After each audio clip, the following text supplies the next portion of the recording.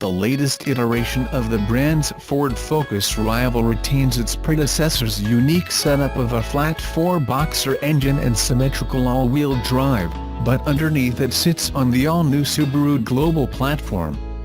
This brings the Impreza's body 5mm closer to the ground than before, with Subaru claiming that this improves handling and agility. Subaru also says the new car will have improved steering responses. Subaru has yet to announce the exact specifications of the new Impreza's engine, but it's predicted to be a developed version of the old car's 1.6-liter motor at launch. The new model will also likely gain more engine options in a bid to broaden its appeal. The Impreza's exterior design is now sharper and more in line with the brand's performance models, the BRZ and WRX STI. Although it's yet to be revealed, the European-spec car's interior will almost certainly be the same as that of the US model, which was launched last year. This features a new central infotainment touchscreen. Subaru will also fit its new model with its EyeSight technology as standard. This driver assistance system includes emergency automatic braking and adaptive cruise control. More information, including pricing and on-sale dates, will be released when the car arrives this autumn. As with its predecessor, it's expected to cost from less than £20,000. Today Nissan released an animated demonstration of the new ProPilot Park technology coming to the second-gen 2018 Leaf EV, which will be out this September. ProPilot Park helps you park perfectly every time, says the video. Activate the technology and choose your space. Hold down the ProPilot Park button with just one finger and glide effortlessly into your selected spot. You get total confidence that even parking in the tightest space is completely automated and stress-free. It looks like it really is that easy. Just drive up next to the parking spot of your choice, hold down the button, and the car parks itself. We've seen advanced parking assist systems in production cars, but assist is the key word there. Those usually require you to work the pedals while the car does the steering. The difference with ProPilot Park is that it's fully autonomous and it only requires you to hold down a button. This adds to the list of cool tricks that Nissan ProPilot Tech can do. A unique feature of ProPilot that we're eager to try is SAM, which stands for Seamless Autonomous Technology. SAM is supported by human technicians who solve problems that a ProPilot-equipped car can't figure out on its own, like unusual traffic patterns or construction. That means even when your Leaf is faced with a unique obstacle, someone else will still be able to take over the driving for you. This should be a nice stepping stone from semi to fully autonomous driving. So, if you're terrible at parking or just don't like parking, this all-electric, semi-autonomous Nissan Leaf could be the answer. Expect to see more of the Nissan lineup equipped with ProPilot technology in the near future. If done right, the Goodwood Festival of Speed can be an excuse to get champagne drunk on a British aristocrat's estate and watch very fast cars drive up a hill. We were there, accomplishing those goals and having a grand time of it. Subaru was also there, and the only bubbly it wanted to indulge in was the Magnum of Veuve Clicquot that came as a reward for winning the festival's timed shootout. The company's entry in the Festival of Speed's most competitive element? A WRX STI that set and then broke its own record around the Isle of Man TT's deadly Sneefel mountain course. Following its last record-breaking run in 2016, Subaru shipped this STI back to the rally masters at ProDrive, who massaged it into an even meaner, faster car. Rechristened the WRX STI Type R A and BR, this monstrous sedan has never been able to show its true potential. Its first outing was at the Nürburgring. Days of torrential rains literally washed out any chance of a hard, potentially record-setting run around Germany's most iconic stretch of track. Goodwood, then, was rally ace Mark Higgins' first chance to exercise the upgraded STI. And it was our first chance to get some background on the angriest STI on the planet. With the help of Richard Thompson, one of ProDrive's engineering wizards and a driving force on the Type R A and BR project. Thompson gave us a thorough walkthrough of the Type R A as the car sat in its covered tent at the Goodwood paddock, touching on several of the most important elements in the heavily modified car. This car started life as a regular, US market factory STI. We're told it was originally grey, before being stripped and dipped by ProDrive in a bid to save weight. From there, the team at ProDrive looked at every aspect that could affect the car's performance.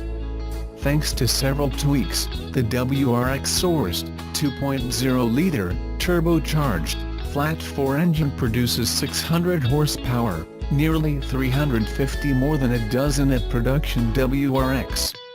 A new crankshaft, connecting rods, and pistons were needed after the Isle of Man exhausted the old engine's parts, and while ProDrive was at it, the shop swapped out the wet sump for a dry sump oiling system to deal with the extra G-forces the super-wide, super-sticky tires help generate. A 6-speed sequential transmission is a far cry from the production STI 6-speed manual, and it allows driver Mark Higgins to swap gears as fast as 20 milliseconds. But the neatest feature might be the adjustable, driver-controlled rear wing. The 2-position wing can shift up and down 14 degrees, reducing drag on straights and increasing downforce in bends. According to Thompson, Higgins wanted complete control over the system, rather than letting a computer make the changes automatically, so he has a button to raise or lower the wing. In action, the air-powered system sounds like a deep gunshot as it raises and lowers the wing between the 2 positions in just 20 milliseconds. How impressive is the performance on the Subaru WRX STI Type R A and BR? It came in third in Goodwood's timed shootout, racing up the hill in 48.25 seconds after qualifying with an even faster time of 47.63. Both numbers were good for third place behind the Group C spec Jaguar XJR12DA relative of the 1990 Le Mans winning Jag and the Penske Chevrolet PC22 from the kart series. Higgins and the Subaru beat Goodwood record holder Nick Heidfeld in a Mahindra Formula E car, a Porsche 911 GT3 Cup, a Ford RS200, several GT4 spec cars, and touring car ace Anthony Reid in an Aeronair Husaria GT3. For a vehicle that started life as a production car, a third-place finish is a huge achievement. Thompson shares much more on the WRX STI Type R A and BR in the video we captured, direct from the paddock of a 2017 Goodwood Festival of Speed. Nissan has confirmed that its second-generation Leaf electric car, which will be fully revealed on September 6th, will feature new semi-autonomous driving functions, included a new automated parking system as part of the Japanese brand's ProPilot tech. Nissan's ProPilot suite of assists and semi-autonomous will enable the Leaf to drive itself on highways and motorways. At the push of a button, the new Leaf will drive itself in a single lane, controlling the steering, acceleration and braking to assist the driver. It's the latest step in Nissan's goal to develop autonomous vehicles. The firm promises that in the coming years the technology will offer increasing levels of autonomy, with autonomous driving in urban environment targeted as the next big step. The teaser image released with the new information shows us the new digital instrument display heading the way of the 2018 Leaf, but this isn't our first look in the cabin thanks to a brand new batch of spy shots, capturing the new Leaf undergoing assessment by engineers in the United States. Nissan Leaf spy shots. The next generation Nissan Leaf has already been spot testing in the United States, the pictures serving up our best look yet at Nissan's smarter-looking new electric car. The Leaf's rounded face has been replaced with a sharper front end, more in tune with Nissan's conventional design language. The overall form factor of the car remains the same though, so from the side it retains its tall roof hatchback profile. Our spy photographers were able to get a glimpse in the cabin too, revealing the new switchgear, dashboard and infotainment heading the way of the 2018 Leaf. A full reveal is expected at the Tokyo Motor Show later this year. Nissan has started its launch campaign for the next generation Leaf, ahead of an expected reveal at this year's Tokyo Motor Show. The electric family hatch is set to follow the design direction of the new Micra, and will receive a range increase over today's model. It's clear that the new Leaf will be influenced by the firm's 2015 ITS concept, and will employ the design direction of the new Micra. Fewer clues are found around the back, but it is clear that new horizontal taillights are planned. We will have a full model change of Leaf before the end of this decade, Shiro Nakamura, Senior Vice President and Chief Creative Officer at Nissan, revealed exclusively to Auto Express last year. We are ready to increase the range. 250 kilometers is not the maximum. We want to make Leaf the major player in the EV market. We will have updates to the design, and we will be updating the batteries. We want to expand the possibilities as much as we can. Matching the 500 kilometers range, which manufacturers such as Tesla and Audi have demonstrated, is also not a technical problem. Its cost, senior figures at Nissan also confirmed. A reduction in cost and increase in battery density will coincide with the arrival of the new Leaf, meaning a 300-mile range is not out of the question. It's likely Nissan will make a range of battery options available to buyers to help minimize the overall starting price of the model range too. Nissan will also look to give the Leaf a more conventional look to help broaden its appeal. For styling, how can I say, we make it look a little bit more mainstream, because we want to grow the number, Nakamura told us. It will be the same package, we don't want to change the hatchback.